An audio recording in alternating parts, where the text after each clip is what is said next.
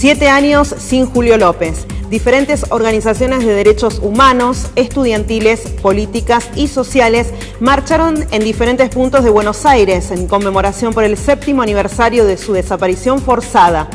Jorge Julio López era testigo clave en el juicio que condenó a prisión perpetua al represor Miguel Echecolás. Aún su familia espera justicia.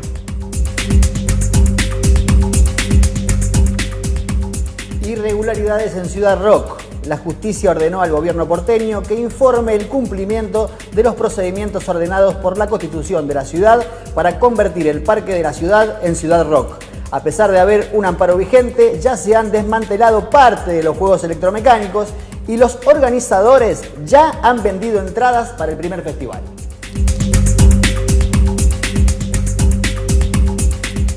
Nieve sobre fuego. Muchas de las zonas serranas que fueron arrastradas por el fuego se despertaron esta semana cubiertas de un manto blanco. El temporal de nieve contribuyó a apagar los últimos focos de fuego. El mismo fenómeno se registró en las provincias de San Luis, La Rioja y Tucumán.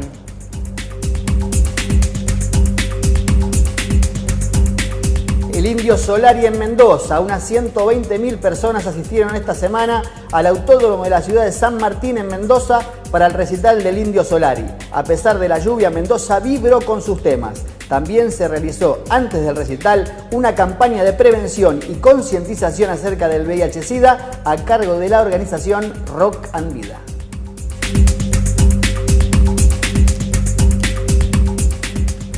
Golazo a la piratería. El director Juan José Campanella anunció que hasta el miércoles 25 de septiembre su película se exhibirá a un precio promocional de 10 pesos para evitar la piratería. Las funciones habituales en 2D costarán 10 pesos y en 3D 15 pesos, ya que por motivos legales y logísticos le prohíben que se puedan ver gratis.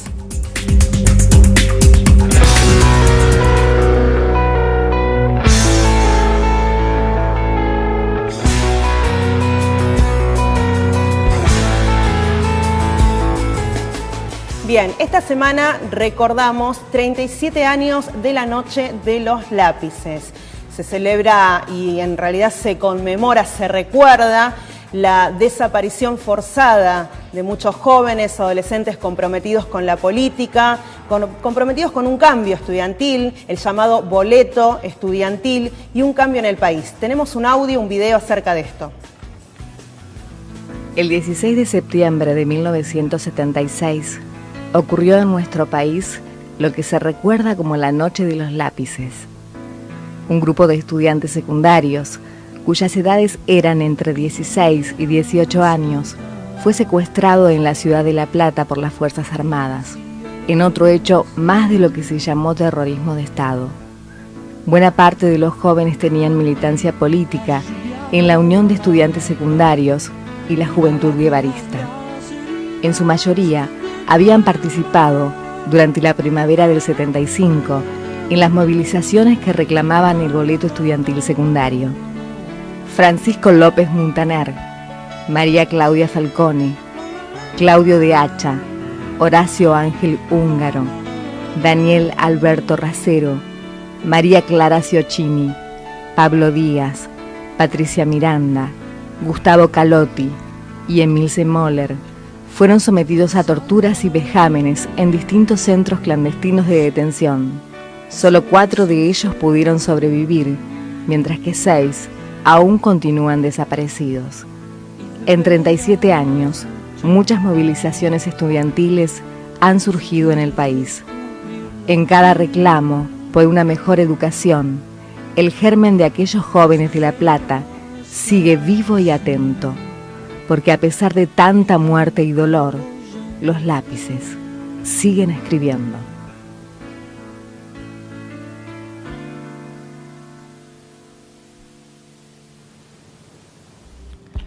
Bueno, veíamos lo que sucedía hace 37 años y lo recordábamos con este emotivo video. Seguimos levantando la bandera de la memoria, la justicia y la verdad. Seguimos en Parque Vía Noticias porque ya está Blas con el bloque Hilemo Fino.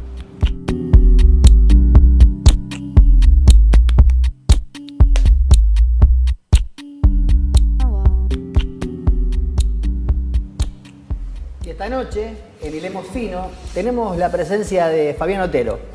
Entre otras cosas, es licenciado en las Ciencias de la Educación, tiene un doctorado en la Universidad de San Andrés y también es supervisor del gobierno de la ciudad en gestiones privadas. ¿Cómo estás, Fabián? Bienvenido. Bien, buenas noches. Bueno, como presentaba Mecha hace instantes, la idea es que nos cuentes un poquito acerca de estos cambios en la currícula. Fue una semana movida, ¿no? Los cambios de la currícula me parece que hay que ponerlos en el contexto de la reforma que produce la Ley de Educación Nacional en el año 2006. A partir de ahí se generan algunos cambios que son una respuesta positiva frente a la dispersión del sistema educativo que había sufrido en la década de los 90 a partir de la instalación de la Ley Federal de Educación. ¿Por qué dispersión? Porque la clásica escuela secundaria, donde los que tenemos más de 30, 40, 50 nos educamos, a partir de la reforma del año 93, quedó dividida en una EGB3 y un polimodal. Pero en realidad esto no se implementó en las 24 jurisdicciones. El mapa de nuestro país estalló en modelos de escuela secundaria muy distintos. De hecho, hubo provincias como la Ciudad de Buenos Aires o la provincia de Neuquén que este modelo de EGB3 y polimodal no lo aplicaron. Siguieron con la tradicional escuela secundaria fundada por Mitre en el siglo XIX. Estos cambios, no sé si la palabra se afecta, pero ¿en qué modifica a las distintas orientaciones, por ejemplo? En realidad, los cambios tienen que ver con pulsar más la realidad actual. Es decir, nosotros asistimos a primero una rotación muy fuerte del modelo de escuela secundaria para algunos. Bourdieu habla de los herederos. La escuela secundaria nació para seleccionar a los mejores, que era la clase dirigente que iba a seguir sus estudios en la universidad y era la que iba a manejar los destinos de un país. La mayoría de los países centrales en la segunda mitad del siglo XX comenzaron a hacer obligatorio el tramo total de la escuela secundaria. Latinoamérica empieza tímidamente, entrando el siglo XXI, a hacer obligatorio el último tramo de la escuela secundaria, es decir, los últimos 3 años. Hasta ahora, lo central es quebrar este modelo, que este modelo no es que el mundo adulto le da a los pibes, a las nuevas generaciones le regala la escuela secundaria, sino que el mundo adulto reconoce a estos chicos como sujetos de derechos y que tienen que recibir como sujetos de derechos una educación por 5 o 6 años de excelente calidad. Y todos tienen que estar en la escuela, todos y todas en la escuela, para continuar sus estudios superiores, para insertarse en el mundo laboral y para participar activamente en el cambio de una sociedad más justa. Entendiendo esto, esta reforma tiene que ver con una liberación. Tiene que ver con que el mundo adulto y la clase política se convierten en garante de los derechos de que los chicos estén dentro de la escuela. Está bien. ¿Quién decide el cambio de currícula, por ejemplo? Bueno, el cambio de currícula lo decide desde las políticas educativas concertadas que se producen entre el Gobierno Nacional y todos los ministros de educación de las 24 provincias. En un espacio que es el Consejo Federal de Educación, donde se reúnen, discuten y acuerdan. Eso tiene un formato legal que son las resoluciones del Consejo Federal. Estas resoluciones, a partir de la Ley de Educación Nacional, son vinculantes, es decir, no va a pasar lo mismo que pasó con la reforma de los 90, porque ahora hay un Estado que se hace presente, y no un Estado mínimo, sino un Estado fuerte, que dice, lo que definimos se aplica en un margen de tiempo. El caso que hoy estamos comentando es el de la Ciudad de Buenos Aires, que es una de las pocas provincias que está más aletargada con el cumplimiento de las resoluciones del Consejo Federal. Esto no pasa solamente con el cambio de la escuela secundaria, sino que también está pasando con el cambio de la formación de los docentes. Es una de las jurisdicciones que viene más lentamente con esto. Está bien. Y por el peso específico que tiene Buenos Aires, me imagino el ruido. El ruido porque, bueno, Dios sigue atendiendo en Buenos Aires, lamentablemente, pero el país no es Buenos Aires. Hay otras realidades y se pulsan los cambios de la escuela secundaria en otras realidades. Provincias históricas jóvenes, como por ejemplo las provincias del NEA, provincias muy jóvenes, están aumentando la cantidad de chicos dentro de las escuelas. Quizás no es significativo el plan Conectar Igualdad en la Ciudad Autónoma de Buenos Aires, pero en el Chaco sí.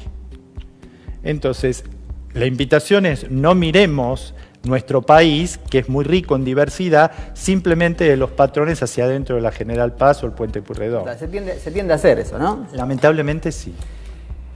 Fabián, ¿cuál es el análisis que se hace volviendo al tema Ciudad de Buenos Aires?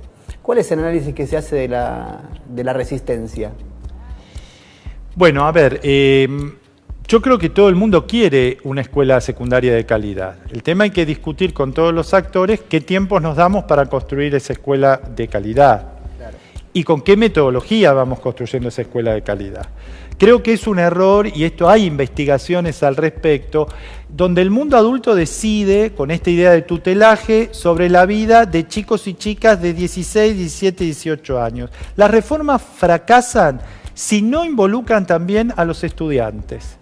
Y los estudiantes tienen que tener un espacio para opinar cómo sueñan y quieren la escuela. Los chicos en realidad piensan, y no como lo venden los medios o algunos medios que muestran simplemente cosas malas de los chicos. Miren un detalle, googleen el video Violeta, que es una experiencia concreta de una chica en una escuela secundaria que le diagnostican cáncer y que luego se reinserta en la escuela, por supuesto después de la quimioterapia, pelada. Cuando va a entrar en su aula, ¿qué encuentra? Que todos sus compañeros se raparon. Genial. Bueno, digo, confiemos más en los chicos, démosle un espacio y un tiempo para su palabra. Fabián, la realidad es que a mí me gusta ver la reacción de la gente ante una noticia, ¿no? Y a veces uno ve encuestas y demás, y hubo encuestas en medios digitales que decían, ¿está de acuerdo usted que el alumno participe? Llamativamente, las encuestas dan totalmente al revés de lo que usted está diciendo. Sí. ¿No? La mayoría de las personas, del común ciudadano, opina que el 70% de los ciudadanos que no tienen que involucrarlos. Y la realidad es un error. Es un error, es un error. Estamos reconociéndoles derechos políticos a los mayores de 16 años que puedan votar. Estamos reconociendo una serie de derechos y tienen que involucrarse en la educación. La educación es de ellos. La educación es un proyecto del mundo adulto compartido con los jóvenes, pero que involucra la vida de los chicos y las chicas. Entonces tienen que participar, necesariamente tienen que participar. En todo lo que decís se desprende compromiso por parte del gobierno, por parte de los docentes, por parte de los alumnos. Es un compromiso de todas las partes para que todo llegue a buen puerto. Y la familia es una construcción compartida. La educación no es de un gobierno. Es un derecho y es un derecho de todos los ciudadanos. Por lo tanto, todos los actores que están involucrados en eso tienen que darse el tiempo para expresar su voz. Está bien. El hecho de que los alumnos elijan va por un lado. No necesariamente que elijan involucra que militen. La pregunta es, ¿estás de acuerdo con la militancia de los pibes? Bueno, recién recordábamos el tema de la Noche de los Lápices. Sí. Creo que es parte de la formación como ciudadanos el tema de la participación. Por supuesto que hay intereses, por supuesto que se mete el mundo adulto, por supuesto que se meten los partidos políticos, pero esto no invalida que exista la participación de los chicos y de las chicas en la vida política o la vida de su escuela, su centro de estudiantes, y que también se meta en la cuestión curricular. Está bien. Es decir, ellos tienen la capacidad. La escuela secundaria hoy divorcia lo que es la cultura de los pibes de la cultura que transmite la escuela secundaria decimonónica. No hay a veces muchas diferencias entre lo que los que tenemos más de 40 y 50 cursamos y lo que están cursando hoy los chicos y las chicas en la escuela. Y este es un cambio compartido entre docentes y los chicos y las chicas. Genial. De acuerdo a tu visión, y para cerrar la entrevista, ¿cuál es el norte? ¿Qué debería pasar para que la educación sea de excelencia? ¿Qué camino deberíamos tomar? Bueno, es una pregunta difícil. Digo, se abren. Nadie dijo que iba a ser fácil. Se abren muchas ventanas ahí, diríamos, con un símil tecnológico. Creo que aquí hay un encuadre de políticas de Estado que están bien orientadas. Esto es un primer elemento. Digo, simplemente el dato de mayor Producto Bruto dedicado a la educación es un dato. La creación de un Ministerio de Ciencia y Tecnología es otro dato como política de Estado. La inversión en investigación es otro dato. El programa Conectar Igualdad, el canal Encuentro, son datos de política de Estado. Después, esto hay que verlo cómo cada jurisdicción, cada provincia lleva adelante sus propias políticas.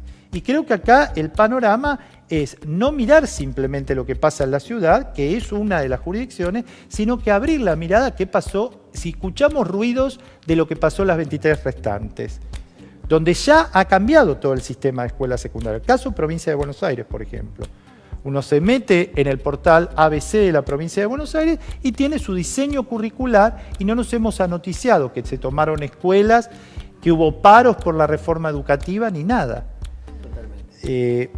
Hay muchas aristas en esto, pero yo creo que hay que instalar el diálogo entre los distintos actores. Y hay un norte que cumplir, una escuela secundaria que dialogue más con estos tiempos. Esto significa pocas orientaciones. Hoy existe una dispersión de orientaciones y una simulación de orientaciones. Hablar de bachilleres orientados es simular orientados a qué. Cuando se dice orientados hacia el mundo del trabajo, un bachiller es muy utópico. Entonces creo que uno tiene que empezar a pensar en menos orientaciones y en otra estructura de escuela secundaria, donde los chicos puedan elegir materias, donde haya un trabajo más interdisciplinario. Hoy la ciencia no avanza encerrada en los matemáticos en su baldosa. Entran en diálogo con la literatura, entran en diálogo con las nuevas tecnologías. Bueno, la escuela secundaria tiene que mostrar esto. La escuela secundaria tiene que dejar que los pibes exploten todo su arsenal de potencialidades que tienen con lo artístico, con lo expresivo. Esto no aparece. Perfecto. Muchísimas gracias, Fabián. Bueno, hablábamos de compromiso. Lindo reportaje, linda entrevista la del día de hoy, y tomándonos del compromiso, yo creo que es relevante para que todo llegue a buen puerto. Porque alguien decía que la educación que deja huella no es la que va de cabeza a cabeza, sino es la que va de corazón a corazón. Quédate porque tenemos muchísimo más Parque Vida Noticias.